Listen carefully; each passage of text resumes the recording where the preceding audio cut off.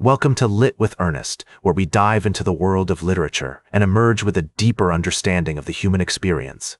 Today, we're tackling James Joyce's seminal work, A Portrait of the Artist as a Young Man. This novel is a cornerstone of modernist literature, and its influence can still be felt in many aspects of contemporary culture. Published in 1916, the novel was a product of the early 20th century, a time of great social, cultural, and political upheaval. The world was grappling with the aftermath of World War I, and the old certainties were crumbling. It was an era of experimentation and innovation in art, literature, and music, and Joyce's work was very much a part of this movement. A Portrait of the Artist as a Young Man is significant not only because of its literary merit, but also due to its influence on the development of modernist literature. The novel relates to several major literary traditions, including realism, symbolism, and stream of consciousness narrative.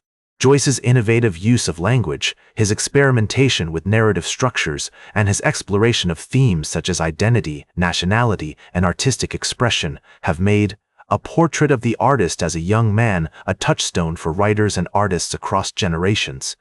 One of the key aspects of A Portrait of the Artist as a Young Man is its portrayal of the artist's journey.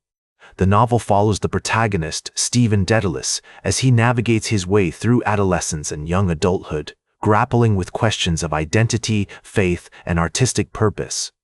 Through Stephen's story, Joyce explores the tensions between tradition and innovation, between the desire for creative expression and the constraints of societal expectations. A notable example of this tension can be seen in the character of Stephen Dedalus himself. Stephen is a complex, multifaceted figure, embodying both the idealism and the uncertainty of youth. His struggles to define himself as an artist, to find his own unique voice and vision, are deeply relatable, and Joyce's portrayal of these struggles is both nuanced and profound. The novel's use of stream of consciousness narrative is another significant innovation. By abandoning traditional notions of plot and character development, Joyce creates a fluid, impressionistic portrait of Stephen's inner world. This technique allows the reader to experience the world through Stephen's eyes, to feel his emotions, and to grapple with his questions and doubts.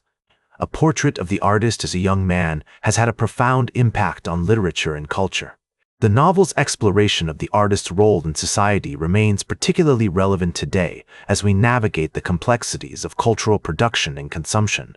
In terms of its cultural impact, A Portrait of the Artist as a Young Man has been adapted and reinterpreted in numerous ways.